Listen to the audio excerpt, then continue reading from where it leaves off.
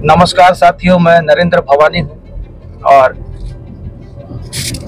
एक मामला है जो फिर से धर्म के नाम पे लाश दफन कफन को न्याय के लिए जो है पीड़ित तरस रहे हैं। आज तीसरा दिन है ना? जी, तीसरा दिन। आज तीसरा दिन है। बस्तर जिला के ग्राम पंचायत छीन बाहर का यह घटना है जहाँ पे एक भाई का मृत्यु हो जाता है डिमरापाल मिलाज के दौरान, और दफन कफन के लिए गांव में विरोध के बाद में आज 3 दिन हो गया लाश को अस्पताल में रखे हैं। और जो पीड़ित है, जो प्रार्थी है, पता नहीं उससे क्या साइन को करवाना चाहते हैं, लोग ढूंढ रहे हैं और वो 3 दिन से छिपे छिपे घूम रही है। आज उससे मैं मिलने जा रहा हूँ कि हुआ क्या है मामला। 3 दिन से आखिरकार लाश को क्यों दफन नहीं किया गया, क्यों भारतीय संविधान के अनुच्छेद 21 का उल्लंघन किया जा रहा है, जिम्मेदार कानून के रखवाले भी वहां उपस्थित है, क्यों संविधान को परिपालन करा नहीं रहे ये लोग। बहुत सारे प्रश्न है। हमारा एक टीम हाई कोर्ट गया भी है याचिका लगाने, और निश्चय ये न्यायालय में हम जीतेंगे। थोड़ा सा विस्तार में सुनते, चूंकि गाड़ी भी चला रहा हूँ मैं और मैं खुद ही कैमरा पकड़ा हूँ, तो जैसा भी आप तक संदेश जा रहा है आप देख सकते हैं। मेरे साथ भाई गुड्डू बैठा है, ये बताएगा आपको कि स्थिति क्या है शुरुआत से। वो तो कैमरा में देखेंगे और बताएंगे कि मतलब हो क्या रहा था आपके पास, कैमरा में देख के बताएंगे। जैसा इधर बोलिए, क्या हुआ, घटना कब घटा गुड्डू? ये आज के साथ 3 दिन हो रहा है। जो क्या हुआ? एक सियान थे, उसको हम लोग हॉस्पिटल में लाए थे, आईसीयू में रखे थे। कैमरा में देख के बता रहे हैं। इलाज के दौरान वो खत्म हो गए, और इसको खत्म होने के बाद वहाँ के जो भी डॉक्टर नर्स बोले कि बॉडी को ले जाइए करके, तो हम लोग निकाले वहाँ से और ले जा रहे थे। वहाँ के जितने भी पुलिस अधिकारी थे वो गाड़ी को फिर से डोंगरीगुड़ा से रिटर्न करवाए। वैसे पुलिस को कौन बुलाया था? पुलिस वहीं पहले से तैनात थी। क्यों? अब पता नहीं, वो उन लोगों का पहले से पता नहीं, कुछ सेटिंग होगा, क्या पता है, तो उतना मेरे को मालूम नहीं। सियान का मृत्यु में पुलिस तैनात थी पूरा? जी। कौन थे बाबूजी? आम आदमी थे, नक्सली वक्सली थे? नहीं, वो तो आम आदमी थे। बताइए, पुलिस तैनात थे। चलिए, फिर क्या हुआ? फिर बॉडी को हॉस्पिटल में लाया गया, फिर से उसको फ्रिज में रखने के लिए बोले, तो पुलिस क्या बोल के वापस भेजा आप लोग को? किसके अनुमति से बॉडी को हॉस्पिटल से घर ले जा रहे हो? चिनबार का माहौल खराब है, तो हम लोग अभी नाइट में 11 बजे अभी बॉडी नहीं दे सकते किसी को भी, इसीलिए इससे अच्छा होगा कि सुबह ले जाइए करके। सुबह बोले 4 से 6 बजे जब भी तुम लोग बॉडी ले जाना चाहते हो तो कॉल करो मेरे को करके नंबर दिए। और नेपाल गांगुली करके है वो पुलिस वाले का नंबर, उसको हम लोग कॉल किए तो बात से मुँह करने लगे। जब बॉडी ले जाने का समय आया सुबह तो बात से मुँह करने लगे। फिर किसी दूसरे का नंबर हमको दिए, इससे बात कीजिए, अगर अनुमति देते हैं तो फिर बॉडी ले जाइए करके। फिर अपने गांव के कतवार और सरपंच सभी लोग आए और बॉडी के लिए हम लोग मांग किए कि बॉडी हमको चाहिए करके। तो फिर बहुत ज्यादा बहस हुआ कि हम लोग बॉडी नहीं दे सकते, बॉडी गांव में नहीं दफना सकते हो ऐसा करके। पहले बॉडी गांव में दफनाने से पहले ना गांव वाले से एक बार मिल के बात करिए, डिसीजन लीजिए। अगर गांव वाले परमिशन देते हैं तो बॉडी को गांव में दफनाइए, अन्यथा दफनाने नहीं देंगे, ऐसा बोले। पुलिस बोला। अच्छा। और आज तीसरा दिन? आज तीसरा दिन हो गया। हम लोग उसके जो घर में है वो कौन कौन है अभी घर में? जो अभी घर में मरने वाला का और कौन कौन है? उसका बहू और उसका बेटा और उसका एक दामाद है। कहाँ है ये लोग अभी? बेटा हाई कोर्ट गया हुआ है। हाँ। दामाद और बहू इधर छुपे हैं। क्यों छुपे? उनको जबरन का उसको सिग्नेचर करा के घर वापसी कराने के लिए ऐसा कर रहे हैं, इसलिए इन लोग ना घर वापसी नहीं होना चाहते हैं, इसलिए चुपके चुपके फिर रहे हैं। तो ये था कुछ बातें जो प्रकाश में आप तक लाया हूँ। अभी जो छुप रही है या उसको छुपाना पड़ रहा है बेचारी का, जो भी मजबूरी है, इस लोकतंत्र, इस आजाद देश में भी गुलाम जैसा डर डर के जी रहे हैं, उन तक मैं पहुंचूंगा अभी थोड़ी देर में, और भाई के माध्यम से मैं उन तक पहुंच रहा हूं। अब पुलिस को भी उसका एड्रेस बता दूंगा, ढूंढने का जरूरत नहीं है आप लोग को। क्यों मेहनत कर रहे हो? आतंकवादी थोड़ी, नक्सली थोड़ी है वो। या आप मेरे से संपर्क करिए, मैं आपको बता दूंगा कहाँ है क्या है, जैसा भी है, गांव वाले ढूंढ रहे हो या पुलिस वाले ढूंढ रहे हो, जो भी हो, और आगे का हम बताते हैं आपको। लेकिन ये बात तो सही है कि बस्तर में संविधान का परिपालन बिल्कुल नहीं हो पा रहा है। और बाबा भीमराव अम्बेडकर बोला भी था, मैं कितनी भी अच्छा ये संविधान को बना लूं, जब तक संविधान सही हाथों में नहीं रहेगा तब तक इसका सही इस्तेमाल नहीं हो पाएगा। और हम जैसे जो लोग हैं, जब तक जीवित है, भले कुछ भी हो जाए, संविधान में जो मिल रहा अधिकार का जो भी हनन करेगा उसका विरोध हम खुल के करेंगे और जड़ तक करेंगे। और इस मामले में बहुत जल्द हम निर्णय भी लेंगे, बड़ा प्रोटेस्ट भी करने जा रहे हैं। और लाश डिमरापाल में रखा गया है। दुखित परिवार का हृदय को भी मैं साधुवाद करता हूँ, जितने दुख घड़ी में भी लाश को वहां छोड़ दिए हैं।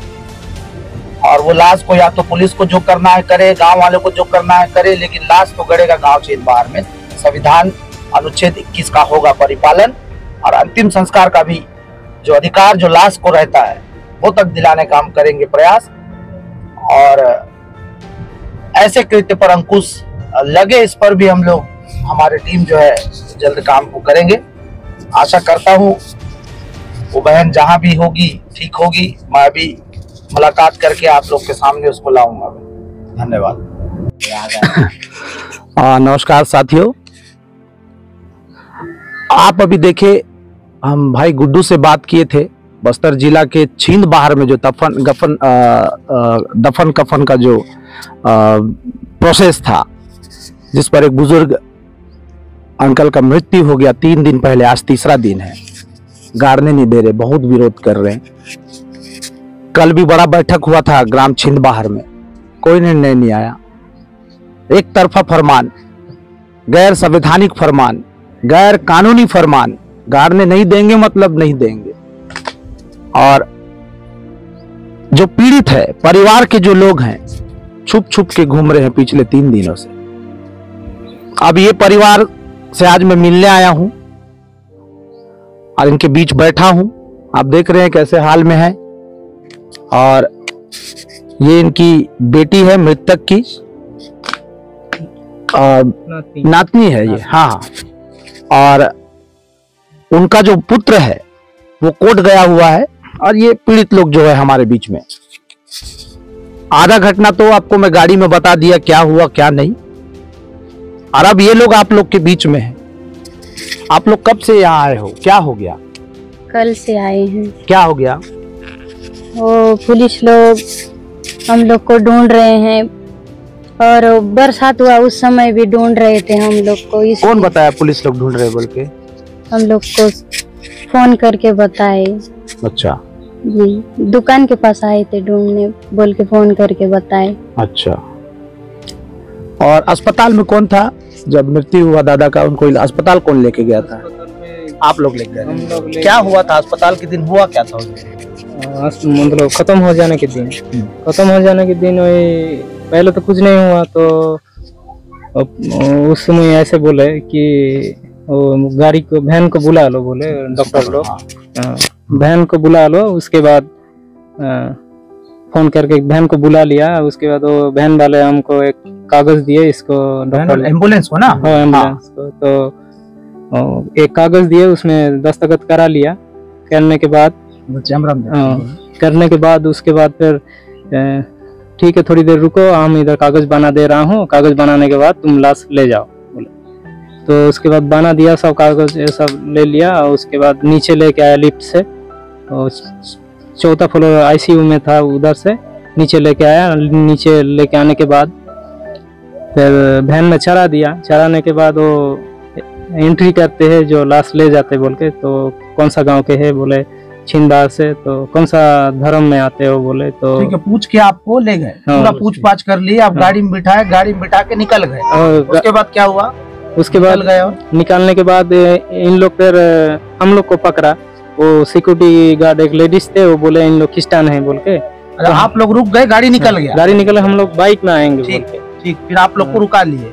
हम लोग को रुका लिए। रुकाने के बाद बोले किसको बोल के ऐसा किए, तो ईसाई लोग का उधर बहुत मारा पीटा होता है, थोड़ी देर रुक जाओ, उसके बाद जाओ, इधर एक एंट्री करना पड़ेगा बोला। तो करने के बाद एंट्री कर लिए, कौन क्या है, फोन नंबर ऐसा सब दिया रहो, अगर कुछ झमेला होगा तो फोन करेंगे और हमसे भी कांटेक्ट करना बोले। उसके बाद हम लोग आने के लिए हुआ। उसके बाद वो उसका क्या तो नेपाल गांगुली बोल के एक ऑफिसर थे, वो फिर बोले किसको बोल के बोला बे तू इसको ले जाने के लिए ये दिया, वो पुलिस ऑफिसर को बोले। तो फिर बोला इधर एक जन बैठे है बड़े, उसको मानते भी नहीं, पूछते भी नहीं, ऐसा ही छोड़ दोगे तुम लोग। तो 2 जन कांस्टेबल था, कुछ स्टाफ था, वो जन बाहर चला गया, उन लोग को डांटने लगे। उसके बाद बोला बुलाओ इन लोग को। फिर हम लोग को बुलाए, तो हम लोग बाहर में थे, हम लोग जाने के लिए हो रहा था। फिर हम लोग गया, कैसे बे तुम लोग कैसे ही लेके चला जाएगा बे भोसरी के, ऐसा बोलने के बाद फिर बोला इधर बैठ बोल के हम लोग को अंदर में बैठाया। बैठाने के बाद फिर हम लोग को बोलने लगा कितना झमेला होता है इधर, वो कोरेनार में उधर ऐसा झमेला हुआ था आजकल, फिर इधर हुआ था और बोदल में हुआ था। उसके बाद फिर ऐसा झमेला होगा तो कौन जिम्मेदारी लेगा, तुम लेगा क्या, ऐसा बोला। तो फिर बोला नहीं हमारा गांव में नहीं होता ऐसा। मैं तेरे से कोतवाल से बात करा, सरपंच से बात करा, ऐसा बोला। तो बात कराने के बाद उन लोग को भी नहीं माने, तो उन लोग भी बोले इतना हमारा इधर झगड़ा नहीं होता है तो आप दे दो। फिर उसके बाद बोले हम नहीं दे सकते, तो ऐसा में परपा में फ़ोन करो उधर TI के साथ।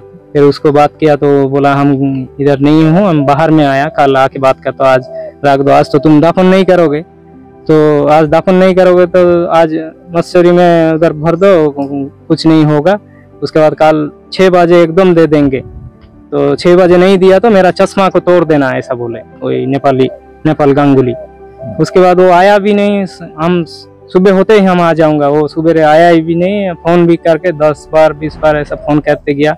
उसके बाद वो फोन भी ना वो मतलब अटेंड किया लेकिन आया ही नहीं। तो फिर उसके बाद वही क्या तो TI साहब आए, आने के बाद फिर हमारा जो कोतवाल है, सरपंच है, बाकी सब लोग आए। आने के बाद बोलने के बाद उन लोग बोले नहीं ऐसा नहीं दे सकता हूँ, तुम सहमति बनाओ, ये करो, ऐसा कहने के बाद फिर नहीं मिलेगा, ऐसा बोला तुम इधर।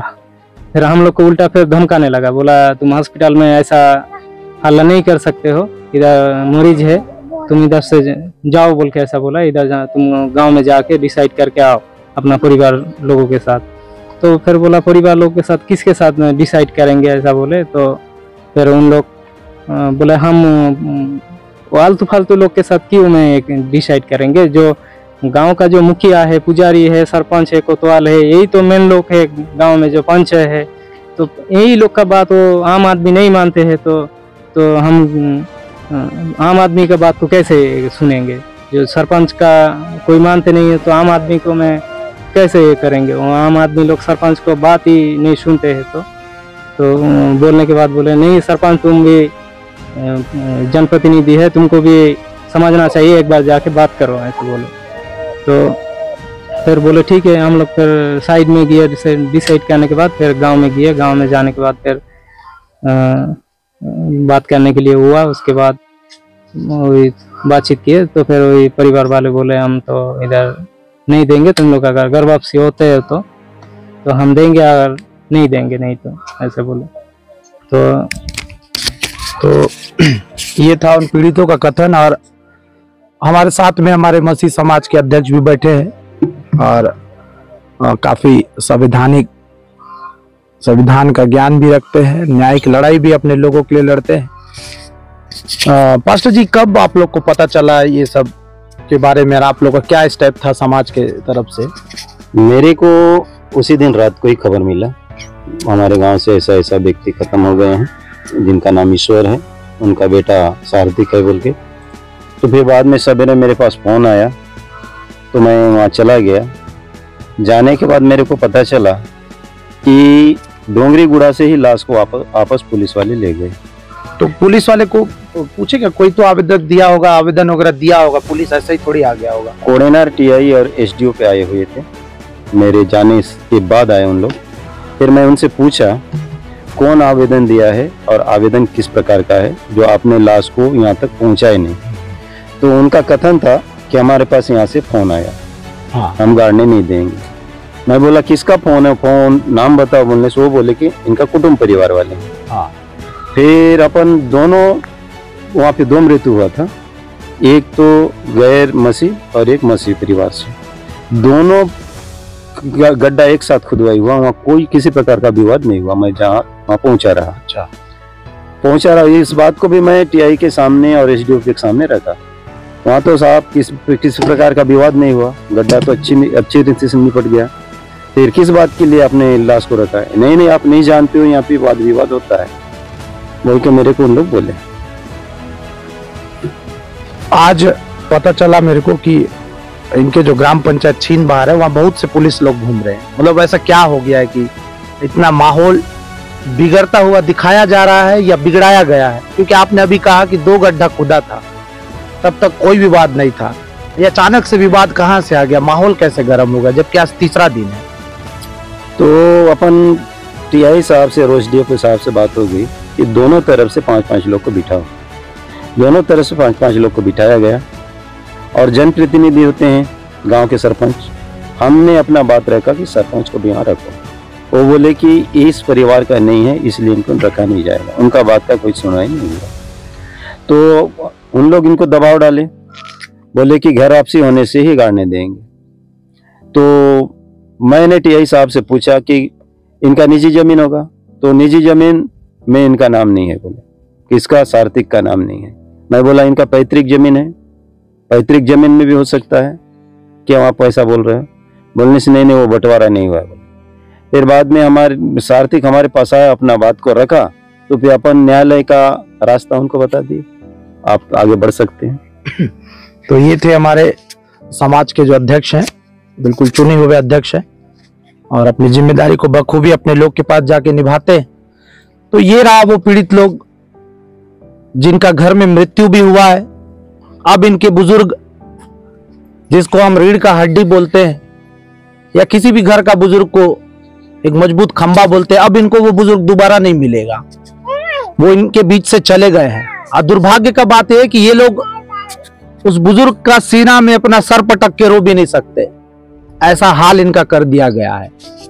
और ये खराब स्थिति को और भी से बदतर होता देख जिम्मेदार अधिकारी जिस प्रकार से अपना मुख का रुख मोड़ रहे हैं, ये बेहद चिंता का विषय है।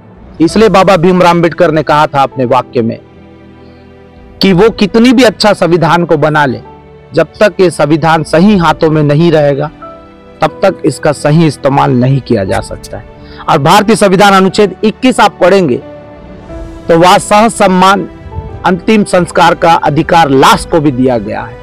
जीते जी तो उसको अधिकार रहता ही है, लेकिन मरने के बाद भी लाश को उसका अधिकार मिलता है। ये वो भारतीय संविधान है जिससे भारत देश चलता है। और इस मामला में हाई कोर्ट में रीट भी लग चुका है, बहुत जल्दी निर्णय भी आएगा। लेकिन सवाल आज भी है कि एक बुजुर्ग का मृत्यु हो जाता है, धर्म जात के नाम पर गांव जाता हुआ शव वाहन को रोक दिया जाता है। और विशेष समाज के पदाधिकारी जब पूछते हैं पुलिस को कि किसने आवेदन दिया, आप किसके आवेदन पे कार्रवाई कर रहे हैं, तो एक मात्र फोन आया और उसी फोन पे एक शांति इलाका को अशांत करने का प्रयास खुद ही जिम्मेदार कर देते हैं, अपना कदम उठा देते हैं। और जब बाद में माहौल बिगड़ता है तब सर पकड़ के बैठते हैं। इसलिए वो कहावत है कि चिड़िया चुग गई खेत, अब पछताने से क्या फायदा। और समाज बहुत आक्रोश भी है और मंगलवार या बुधवार को एक बड़ा आंदोलन करने का तैयारी में भी है। और कहीं ना कहीं हमारा टीम, हमारा संगठन, हम सब भारतीय संविधान की रक्षा करने के लिए एक कदम भी पीछे नहीं हटेंगे, चाहे जान भी देना पड़ जाए। और ये पीड़ितों को न्याय जरूर मिले, इसका पहल भी हम करेंगे। तो ये था सच्चाई घटना।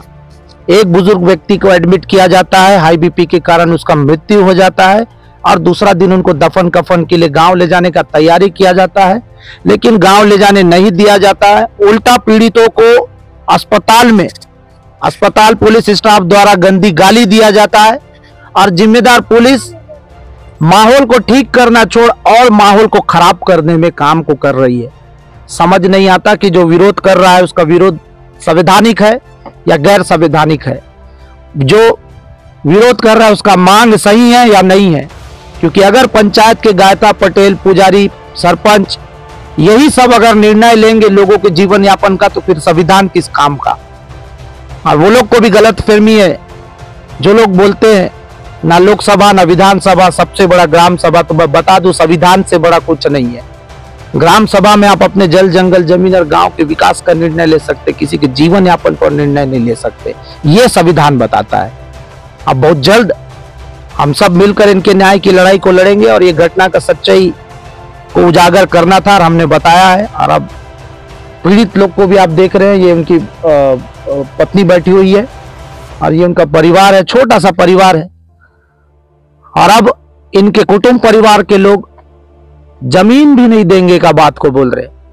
तो जो विरोध का जो संदर्भ है, मेरे को जो समझ में आ रहा है, वो इनका जमीन हड़पने का है। 13 से 14 एकड़ का इनका संयुक्त रूप से जमीन है, जो सब लोग परिवार मिलकर खेती करते हैं। और इस विरोध से फायदा तो उसी को हो जाएगा, फ्री में सब जमीन मिल जाएगा। तो अगर वो ऐसा सोच रहा है तो गलत फहमी है भाई मेरा। जिसका जो जमीन का हिस्सा है उसको वो मिलता है। और आगे न्याय की लड़ाई बाकी है। और ये पीड़ित पक्ष का दुख का, व्यक्त दुख का विषय मैं आपके सामने लाना चाहता रहा। और आज हमारे समाज के अध्यक्ष हारून जी के माध्यम से पीड़ितों तक पहुंचा हूं।